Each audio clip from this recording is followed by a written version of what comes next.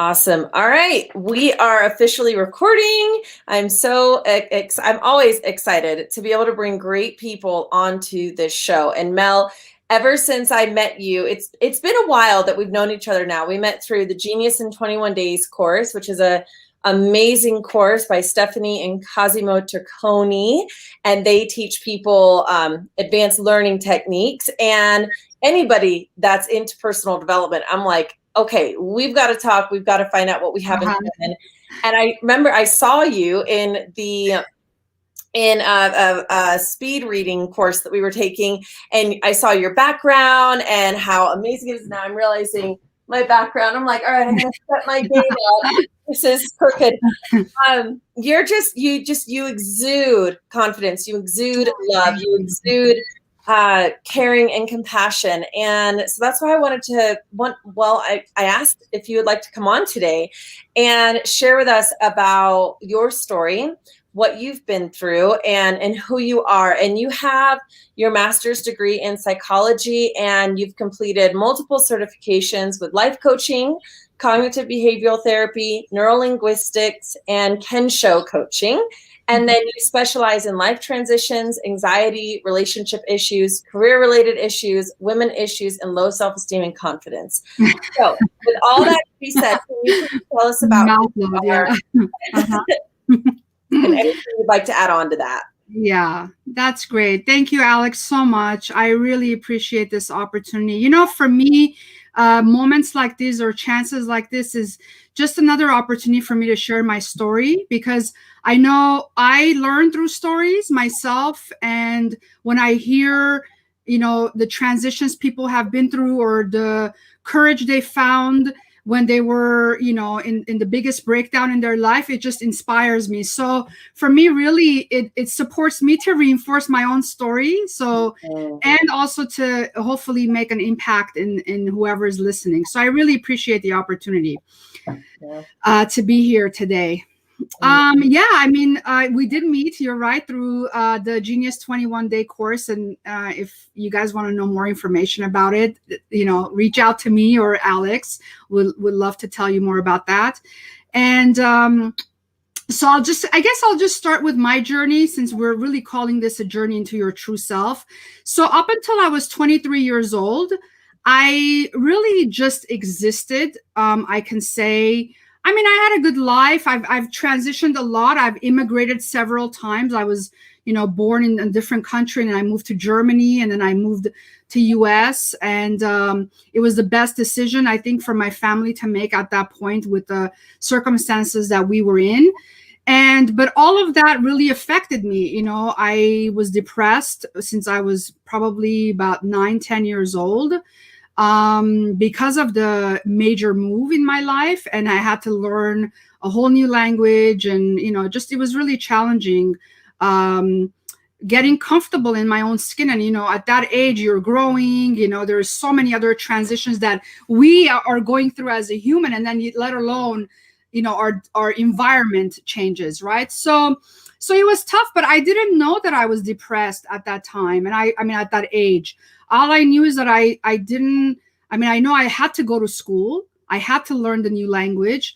But other than that, like, I didn't find pleasure in a lot of things. And after maybe like a 1.5 to 2 years, I was able to kind of come out of my shell. But then that's when we decided to move to the States. So again, I came here having to like restart over. And so it did impact me. And I didn't have any coping techniques. I didn't have a way to process my emotions. I mean, we didn't talk about emotions in my family. It was like, except unless it were happy emotions, right? Like, we're great, everything's fine. And so what ended up happening is I just put my feelings aside.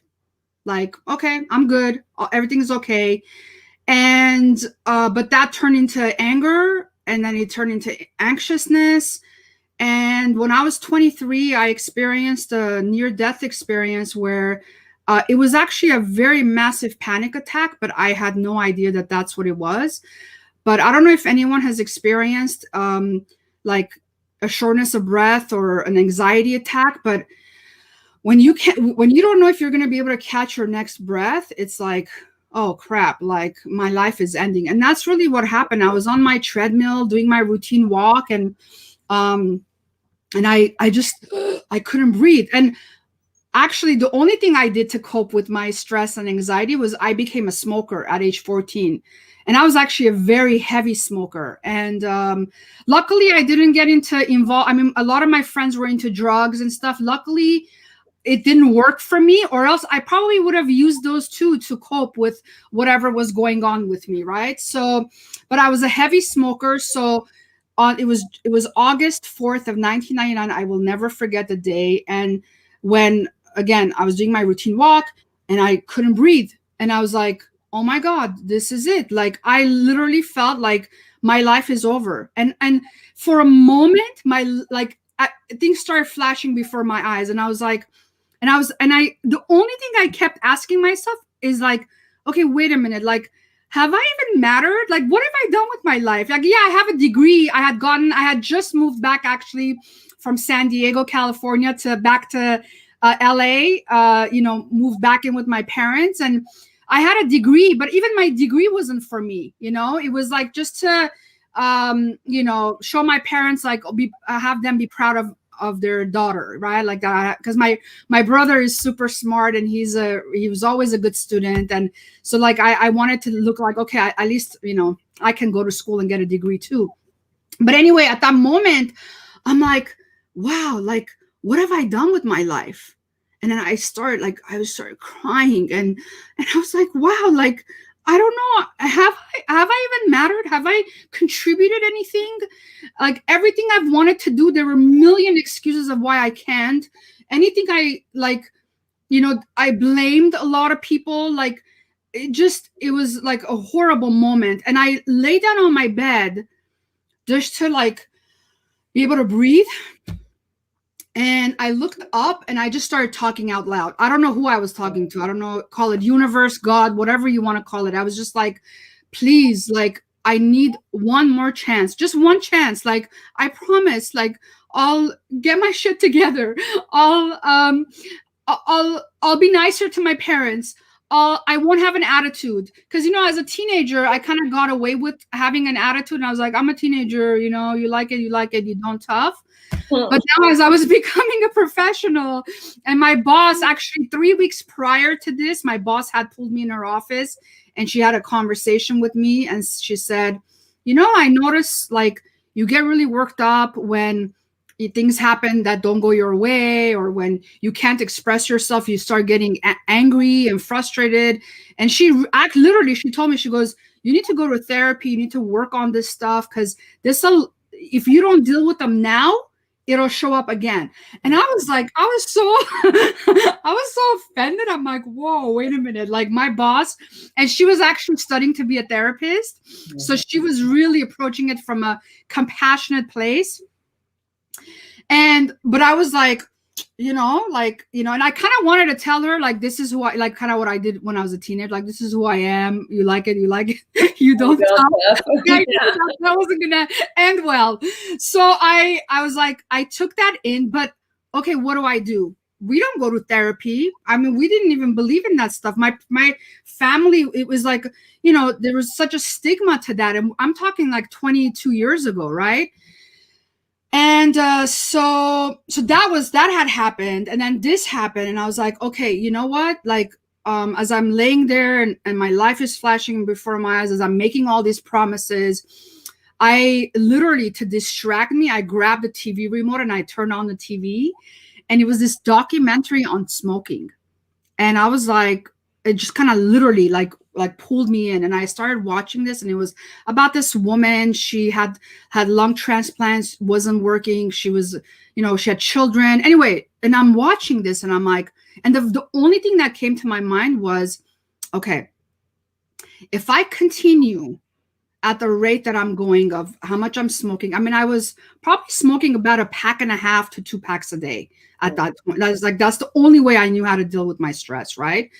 And which I do not recommend that, but that's what I did. And so as I'm watching this, I said, okay, there's got to be a message. I mean, and I literally, at that moment, I told myself, starting tomorrow, I am a non-smoker. Mm-hmm. And then I don't remember anything else. I don't know. I think I knocked out, I passed out. And then I woke up the next day, and it was such a declaration or such an affirmation in me that that happened the day before. I honestly, I don't know if that night I got up and threw my cigarettes away and my lighter away, but I couldn't find my cigarettes anywhere, and I couldn't find I didn't know, I don't know what happened. It's like blank. And even every time I want to remember, I can't. Anyway, so now I was like, okay, yeah, and I haven't touched cigarettes ever since. I mean, that's like, that was the turning point. But now I'm like, okay, wait a minute. I I made all these promises. Like, I'll be better, I'll be nicer, I'll deal with my stress, I'll go to therapy. Like, I had made like a long list of things I was willing to do, right? And then I'm like, I better take action on these things, because I think this is my chance, right? And it's all happening like now I'm able to process it back and have this. But at that moment, I'm like desperate. I'm like, okay, I need to do something. And then a few weeks after that, a friend of mine invited to this event. I went to that event, and I met Dr. Edward Kruverdian, who had just started a nonprofit in Glendale, California called ARC Family Center. And he told me about a seminar that he had created called Curriculum for Awakening. And he asked me what I did, and I said, I'm in social services, like I'm a case manager, blah, blah, blah. And he's like, this is really good training for people who are in the service field. And again, I was like, I don't need training. Like my ego is like, I don't need training. I have a degree. I've read, how many books I've read? Yeah. It's like, yeah, who cares? Are you applying the stuff that I've read or you've read in the books, right? Clearly not. And so he said, why don't you come and do the program? Anyway, after contemplating over it for a while and thinking like, do I even need it? Something in my gut, it was my intuition. It was saying, just do it. This might be what you've been looking for. And sure enough, I am so grateful for that friend. Her name was Silva. She's passed since then, who invited me to this event. I met Dr. K, and then I did his program. And in that program, it was my transformational moment where I truly, we're calling today's talk A Journey into Your True Self.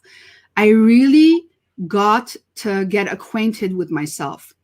And I realized that how much I had been sitting and blaming and playing the victim role and feeling like, oh, why did my parents bring me to US at this age when I was 13 and I had to go through all, I went from that conversation to, okay, are you going to take responsibility for your life?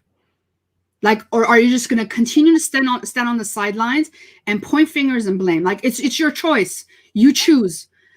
And, and I've learned responsibility is it's the ability for me to respond to what's going on in my life. Right. And so I was like, that's it. Enough is enough. I take responsibility, and I'm going to start shifting things. I'm going to start getting more acquainted with myself. And more importantly, I need to start healing. I need to start paying attention to the stuff that I've been bottling up, that have affected me, that I have said, get over it.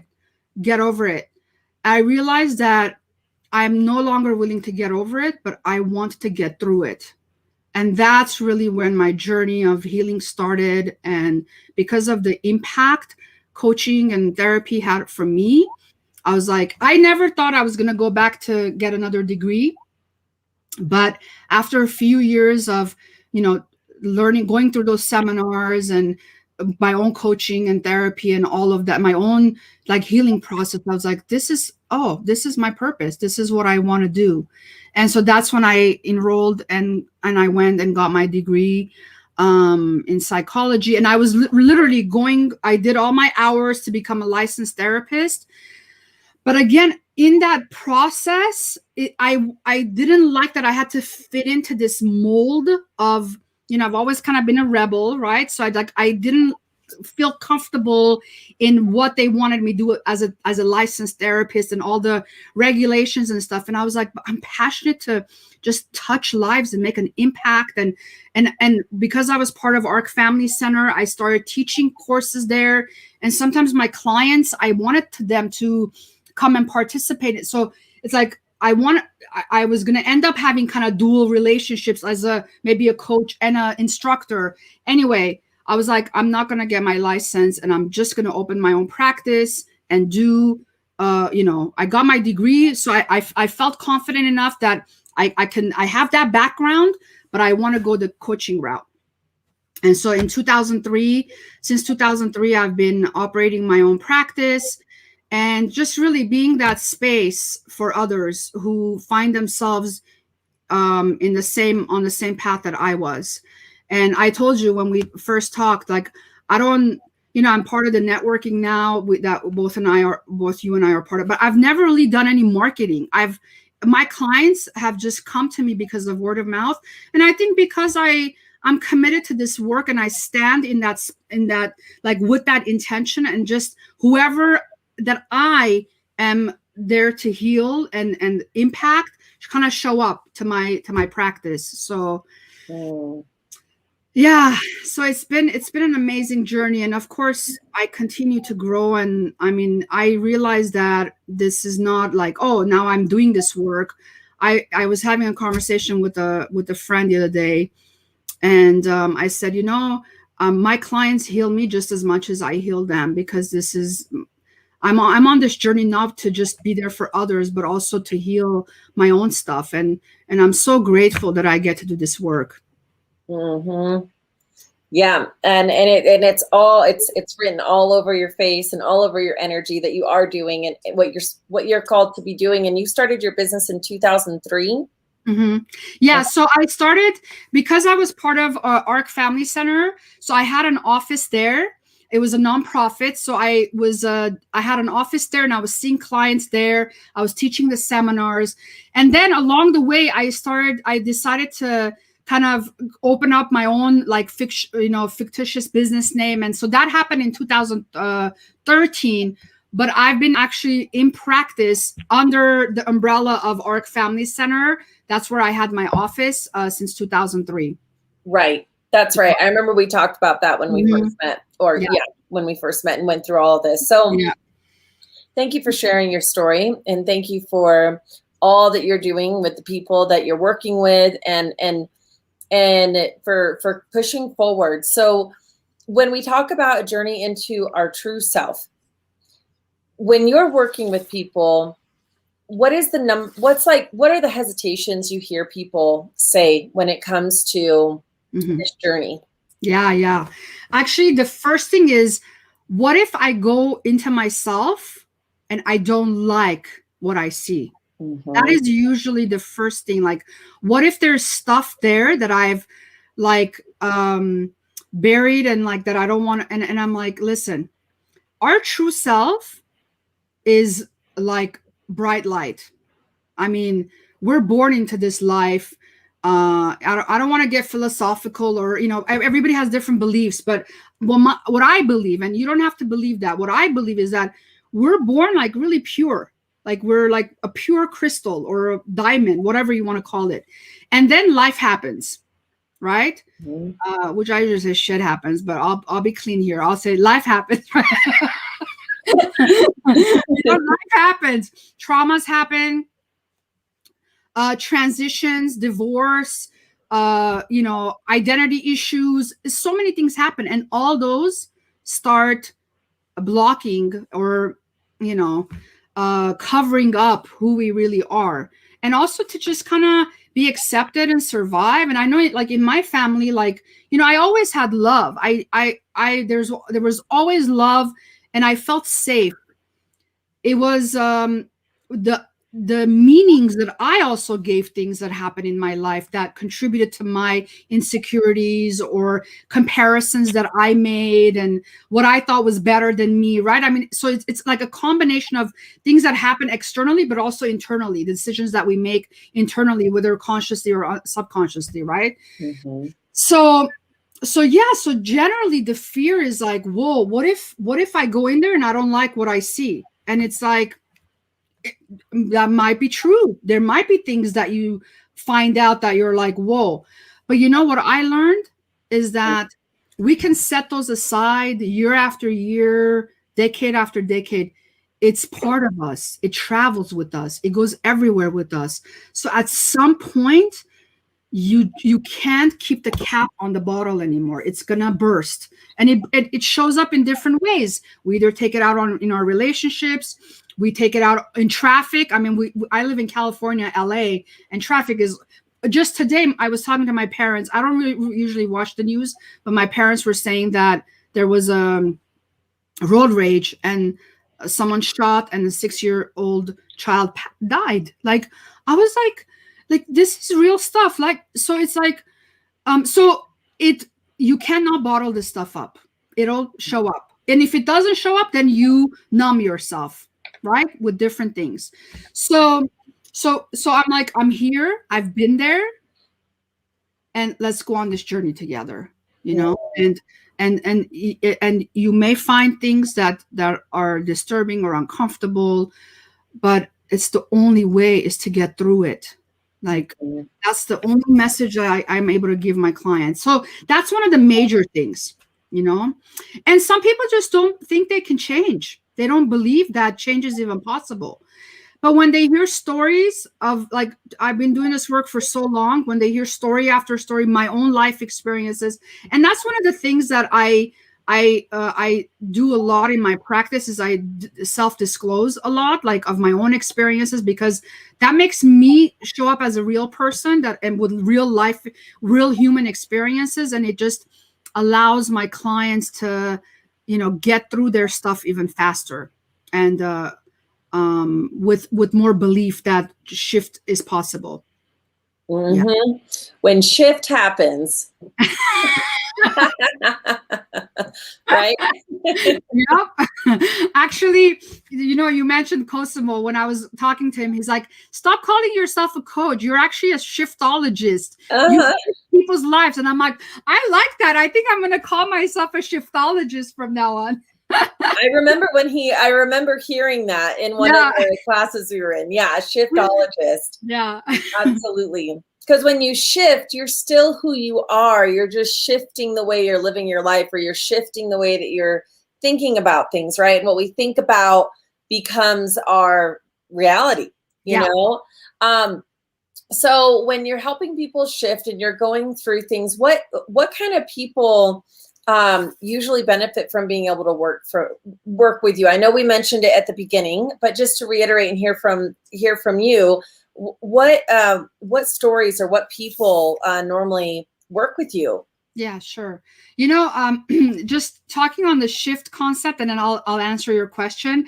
I always say, imagine that you, like, your life, and this is an analogy I use in my sessions with clients, is like, you're looking at yourself on a monitor of a TV, like one of those old TVs that had knobs, right? And what you're seeing, it's still you, but there's aspects of you that are kind of blurry, aspects of you that you don't understand. There's parts of you that puzzle you, and you question and you inquire about, like, well, why and how. I go, all we're doing, this work, is not changing the screen or changing the channel. We're just literally taking responsibility to respond to our life in a different way. So we're literally, you are taking the knobs in your own hand and adjusting so that what you see on the screen is what you want to see. You know? Oh, that's great. Yeah. And so because people, listen, when I hear change is very uncomfortable for me, because change in my life meant pack up your bags, sell everything you've ever owned. We are moving to a different country. So when I was at work and my boss would come and say, Melina, you know, change, like, you know, you need to be able to change. And I'm like my reaction to change is not like, whoo, let's do it. No, it's like, it's scary. So I don't even like to use the word change. that's why I like to use the word shift or adjust or, tweak, like whatever we can do to adjust ourselves just so that we can become more aligned with who we're meant to be, right? So, Yeah. but to answer your question, what kinds of people come to me? In the, since 2003, almost 20 years that I've been doing this, or in 18 years, whatever the math is. People say, find a niche. Like, do you help women? Do you help? And I'm like, listen, I don't want to narrow down who I help or who I serve. And it's not even about helping, who I support and who I serve. I'm just open. So I have all kinds of clients, actually. Right now, I have some 12-year-olds, some 14-year-olds. I have families. I have couples. I have just men who are professionals. I have CEOs. I have all, because I've never been one to narrow things down. Like, because what if I can really serve, a 17-year-old young man, but I promote myself as I'm only supporting women to be their best selves, for example. I may miss out on that opportunity to support that young man, right? So I'm not limited to gender and so forth, right? Interestingly enough, the kind of people that come to me are people who are going through some transitions in their life. That could be a move, that could be a promotion, that could be a demotion, or they lost their job. Because while I was volunteering at ARC and building my practice, I worked for the city of Glendale, and in the workforce division. So I was a career coach. So I would work with people who were transitioning, especially in 2008 when we had that big fall, in our economy. Like I help people get back into, like, reinvent themselves, really. So I have that background that I bring into my practice. So people who are out of work, people who are being forced to reinvent themselves. So I have those kinds of clients, professionals who are in transition. And I have just like your ordinary people who are stuck. They're not happy. They're dissatisfied. They know that more is possible. They know they've been there at some point, but they just find themselves not being able to do it alone anymore. Those are the kinds of people that come. And people who it's just interesting. People who have also been in relationships with people who have had narcissistic traits, or a mother who was borderline. Somehow I attract those clients as well, who need to really heal on a deep level from being victims of those kinds of dynamics. So I happen to attract a lot of those clients as well. I mean, I think part of it is because I've had my own share of experiences with that.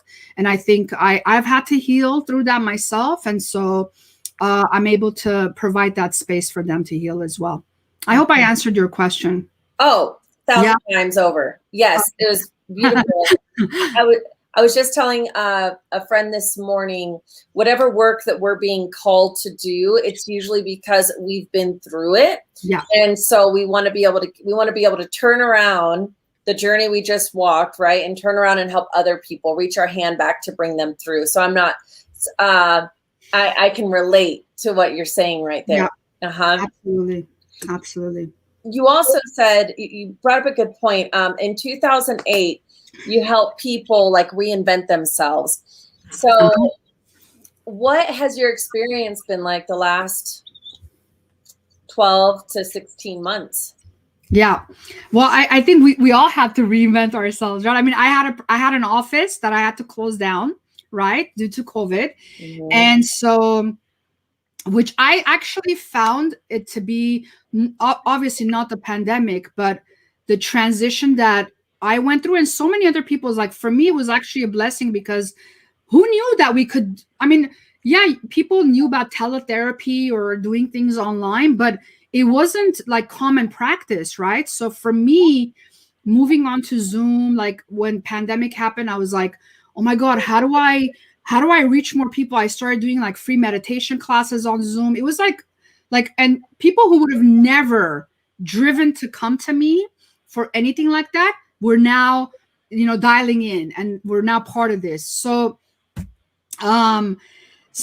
it's been definitely transitioning into Zoom, and being in our square boxes, or it's been interesting, and also a blessing for me, of how many more people I've been able to reach out, and people who've been able to reach out to me as well. And yes, I can't tell you how deeply it has affected people, their anxiety levels, their depression, like things that they were able to, because I actually started kind of talking about this during the pandemic. Now that we couldn't go out anymore, we were really forced it to go in. Yep. Be in silence. We weren't able to have that busy life. That's really sometimes is a trauma response, when we keep ourselves so busy to not have a moment quiet and be with our, that's I mean, I don't want to get into too deep of a conversation, but that's also a trauma response. I mean, I know when my dad was diagnosed with colon cancer, several years ago, I did that. I kept myself so busy so that I don't have to deal and think about what was going on, until I ended up in the hospital with a panic attack. And I was like, okay, you can't be in denial. This is really affecting you. You need to look at this. You need to pay attention. And so, we sometimes we need those reminders, but I always want to support my clients to not have that massive event happen to then, like, for you to then be like, okay, I need to pay attention to what's going on. Right? But yeah, I think people were really forced to now just be with themselves, be in a house with people who they only saw for a few hours, right? So it's been an interesting transition, and definitely an increase in my work, and my clientele, and I'm happy about that, in the sense that sometimes we have to be forced, just like I was forced to take a look at my life and make some conscious decisions and some changes, so that I can get on a more aligned path, and heal. Oh, yeah, it's so good. It's so good to be able to do all those things, and to feel like you're healing. And that word has come up a lot as well. Do you ever feel like there's a point where people are done healing? Yeah, I think people get like, yeah, I mean, that happens with my clients, like, where they're like, okay, I think I'm good, and they stop doing sessions, and I'm like, okay, because I always tell my clients, listen, I don't have an agenda for you. When you come to me, you're the driver, I'm your passenger. I'm just here to guide and support, and just kind of like, support, like I said, like, just support you to have enough tools and knowledge and insights to be able to maneuver in your life. So when you think you're done, okay, you're done. And so sometimes that happens, where for a few weeks or a few months they're okay, and then they reach back out because something happens, and they realize, okay, well, yeah, I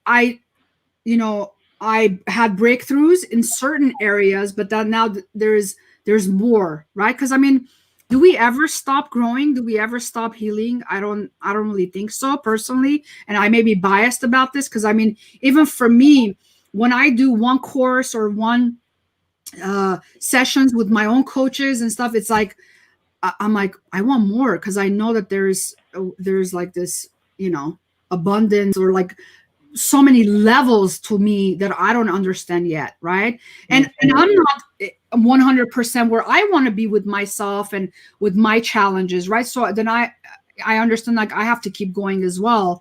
And the same with clients. And I always share this with them. I'm like, it's okay, you want to stop. I don't have an agenda for you, and it's okay. And most of the time they come back, because they feel like, there's more to us than we think. Tell me more about that. There's more to us than we think. Yeah, it's kind of like the image that comes to my mind is like an iceberg image, right? Like we think we're just what's on the top of the iceberg, but there's there's like so much more below the water, right? That and you know, people use different analogy, like we're layers of an onion. So like we keep like, you know, you keep so it's like so there is more to us in a sense that there's more actually, like even doing some of the courses that I've done with Genius 21, like I'm finding aspects of me that I'm like, whoa, okay, like I didn't know that I had access to that in my warehouse. You know, I always say, I think I heard this in one of the trainings I did, is like, you can go inside your warehouse, like, you know, with a little flashlight, right?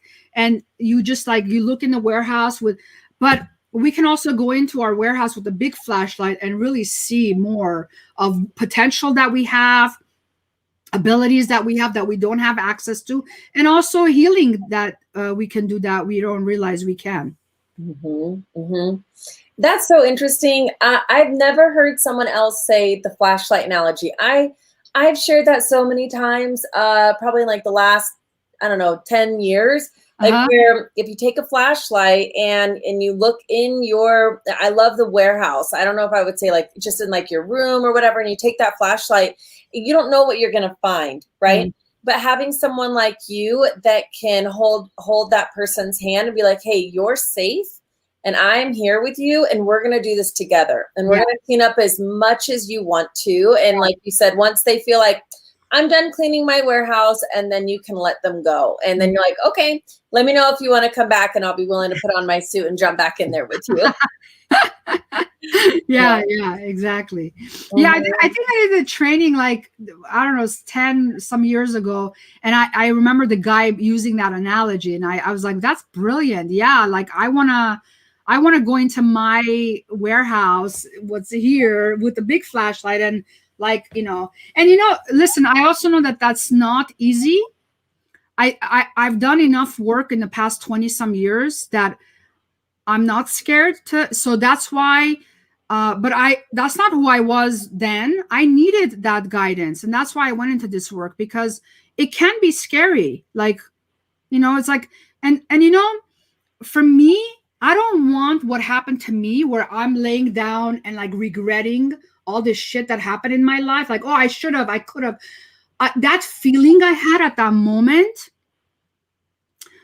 if I can support another human to not have that feeling where, and where you go, okay, like, let me wake up now. Because we ultimately do wake up at some point, and sometimes it's when we are truly exiting this life, this form, but it's too late, like, you know. So I mean, why not do it now? Why not take action in that responsibility and create the kind of outcomes that you want for yourself, right? Okay, so with the time, with the little amount of time that we have left, I wish we had another 45 hours to talk about everything. Wow, I can't believe how fast the time went by. Okay, go ahead. It goes by really fast. Sometimes. I knew with you though, I'm like, oh yeah, we're gonna have a good time. So coping techniques. For people who are having those feelings that you were describing, you know, maybe they've started indulging in some unhealthy habits, whether, you know, throughout the last year, whether it's drinking, smoking, drugging, you know, porn, sex, food, self-harm, like whatever it looks like for those people, and that are feeling that depression, feeling that high anxiety. You know, we're opening back up. Yesterday, I had a one-to-one. I had a meeting with a woman, and it was my first in-person meeting with a new person in a year. And I was surprised how much anxiety I was like, why am I having anxiety over this? Like all morning, I was like moving very slow, organizing things. And I'm like, yep, my OCD / anxiety is kicking in. And it was because I was meeting with someone in person. So even like subtle things like that, all the way to people that have formed a drug or alcohol addiction in the last year. What are some things they can do today, right now? What are some coping techniques that we can encourage them with? Yeah.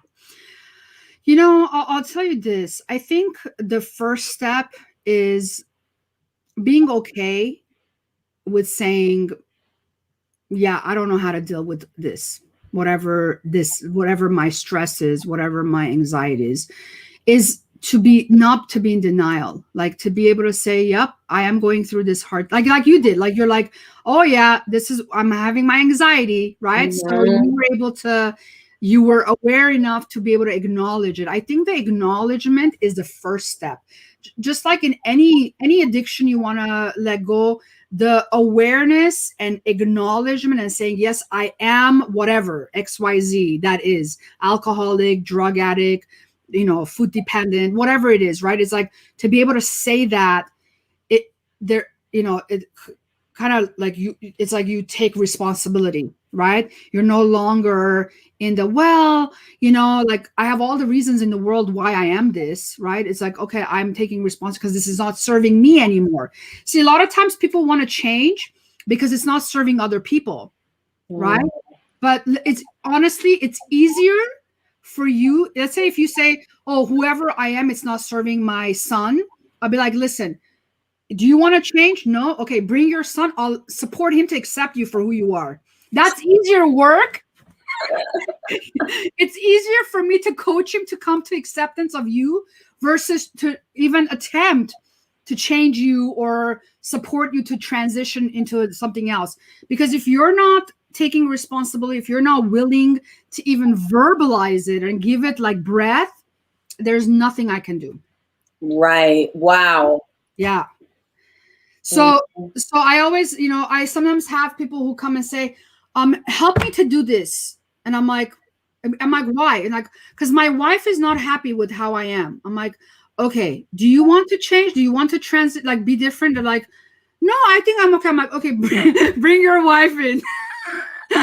Let me work with her to accept, again. So what advice or what guidance, I usually stay away from the word advice because I don't like to do that, because what works for me may not work for you. So I never want to put people into a position like, this is my advice for you, you should go do this. But honestly, it's about giving what you want breath, like taking responsibility for that, taking ownership, and then saying, okay, what kind of a new discipline do I want to create in my life when it comes to taking care of my mind, taking care of my body, taking care of my soul, and then just start doing that. So like for our mind, we can do things like really working on shifting our, like being aware of our thought process, right? Like, what are we even thinking? What are we telling ourselves? What's the narrative we have? I mean, my story to me was, I can't do it. I'm not good enough. I'm not as smart as my brother.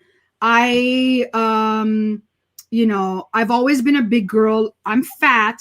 It's like these stories like that and it was like, I don't know how you expect, or how I expected to, say all those things and think all those things in my head and then get up the next day and change, like do something different with my life.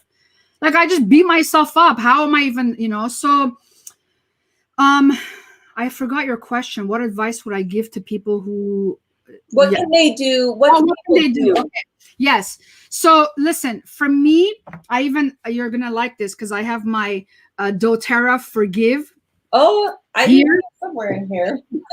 So honestly, my shifts didn't happen until I started forgiving myself for who I had been and who I had been not, and forgiving others for who they had been in my life and who they hadn't been that I needed them to be. So for me, one of the biggest transitions, that the healing that for me started, was to start forgiving. And I have this on my desk all the time because every day I have to forgive myself and people that come into my circle, right? Like misunderstandings happen. And so truly, and it's a big thing. I make it like everyone knows forgive, but it's not easy. It's a process. It's a process. It's a willingness. It's a willingness to start opening your heart, because see, when we get hurt, we close our heart and we freeze our heart, and that gets in the way of everything. When we have a frozen heart, Mm-hmm. And we don't trust, and we're scared of the world, and we're scared of people because we've been hurt, and whatever, all the stuff that come with that, right? So for me, I mean, there's so many other things before that, like, again, how to find harmony in your mind, body, soul, and then ultimately with all, like, what I think all of that kind of ends with is forgiveness, Mm-hmm. and being willing to open your heart and maybe get hurt again, but now you have tools to heal it. Mm-hmm. When we stay frozen, we're living a autopilot robotic life, and when I realized that, I was like, I am no longer willing to do that. I have this one chance, and actually now my second chance was given. I was like, I'm gonna let go. I'm gonna release, and I'm gonna open my heart. And I know I'm gonna get hurt again, and I know I'm gonna get disappointed, and I have, but now I have tools to heal again. Mm-hmm. So if you wanted me to, like, sum it up in one message, is heal your heart, open your heart, forgive, and trust that you are going to be okay and you're going to be protected. And that's just been my experience, and so many people that I have served. Mm. Oh, so great. Again, great answer, and great ideas for people to consider using, and starting with the, acknowledging that I don't know how to deal with this, and being willing to do the work to forgive ourselves and to forgive others for not being who we expected them to be, or who we expected ourselves to be. Like, I should be skinnier, I should be further along, I should know better, I should be smarter, all these shoulds. Or I like to tell people, don't should on yourself. Like, we're not Right. ready to do that. And then being able to go through that work can be hard, right? Do you think that part of forgiveness is looking back to be able to move forward, or do you believe just look forward? Like, there's a thing, like, you look if you're driving a car, where do you spend most of your time looking? Forward. The rear view mirror is small for a reason. However, I have found, and this is the last question I'll ask, and then the floor is yours. With forgiveness and looking back, how much does somebody have to look back in order to move forward? If that saying, do you believe in that saying? And if not, what saying? That's kind of my question. It's a very broad question. Yeah, here's what I'll say to that. I understand that philosophy of just look forward, okay? And yes, look forward.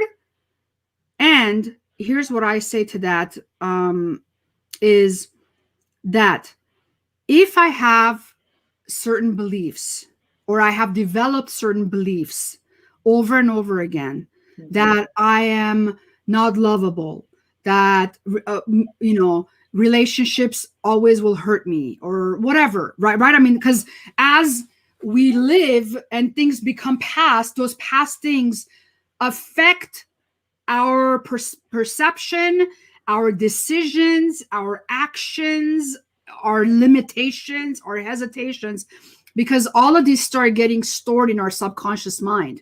Okay. And as much as we want to believe that we're designing our life consciously every day, our conscious mind has only like 12% power. Our subconscious mind has 88% power, right? And so, so I can get up and say, my next relationship is not going to be like my last one, right? And I end up attracting the same kind of people into my life. Or my next job is going to be different, where I'm going to value myself. I'm going to take my breaks. I'm going to take whatever. Like, I have all these people who have these kinds of experiences, right? It's like, well, yeah, it's a great want. But if you have your subconscious mind that has so much power over you, which is that big elephant, and you're that little person sitting on that, you have to allow your subconscious to get aligned with what you consciously want, and to be able, and here's what I say is, you don't have to forgive everything and everyone. No, you look in your life right now, and you see what are some things that continuously happen in my life over and over again. These patterns, it's those things that we tell ourselves, okay, starting Monday. I mean, how many of us have done that, right? I personally, I don't do Mondays anymore. I'm Wednesdays now, but I'm tired of Mondays. But like, right? So I said, hey, let's take a look at our life right now and see what are some things that keep happening over and over again. And if they keep happening over and over again, then those are part of our patterns that are limiting us to create the kind of outcomes, create the kind of relationships, bring the kind of love that we want into our life. So how do we move past it? Is through forgiveness, because something happened in the past that's dictating this decision that you're making right now, not consciously, but subconsciously. So I always say, yes, look forward and of what you want, but then see what are the message, are your messages subconsciously supporting that outcome you want? If yes, go for it. If not, we got to heal the past stuff that are the chains that are holding us back. Yep. So how do people get a hold of you if they're ready to make that change and this message has spoken to them? How can they get in touch with you? For our listeners that aren't on Facebook to see anything. Sure. Yeah. So, the easiest way, honestly, is to send me a text with my phone number, 818-517-0088. It's the easiest way to get a hold of me. I appreciate phone calls as well. Sometimes it's challenging. Let's say I've gotten so many, calls right now, but when I'm in my sessions, I can't answer them. But with a text between things, I'm able to respond back. People can find me. I have a website. People can go learn more about me on my website. It's www.melthelifecoach.com, or my full name. Both of them will take people there, melsardar.com. And or email me, melsardar.influencer@gmail.com. Those are the three ways that people can get a hold of me. I do have an Instagram account as well. And if people want to find me on Instagram, it's coachmel.2020 at gmail.com. I mean, that's it. Yeah, that's Instagram. Coachmel.2020. Yes. All right. Great. Well, any final words that you want to leave our audience with on this fine day? As I was looking at our title, Being Unapologetically You, I, for so many years, worried so much about, I think part of it was part of my culture, but also just my upbringing and just, I think, just being human, like what people are going to think. Like I said, I've always been a big girl. And for me, it was like, okay, when I'm this many pounds and when I wear size this, then I'll blah, blah, blah, right? Okay. It doesn't happen. Those moments don't come. And for me, it was like, how can I, in this moment, however I am, what do I need to do to just be okay with me and just be unapologetically me, right? Yeah. And for me, it all continuously goes back to the external is part of us, but what's inside? And I keep telling my clients, like, because I have clients who are beautiful models, but inside is still in pain and their heart is still closed and still frozen and still broken. So for me, it's like, how can we, even with our inside, whatever it is, how can we fully be okay and be unapologetically us? And in order for us to do that, we need to take responsibility and take some actions to heal and open our heart so that we can live the life we deserve to live.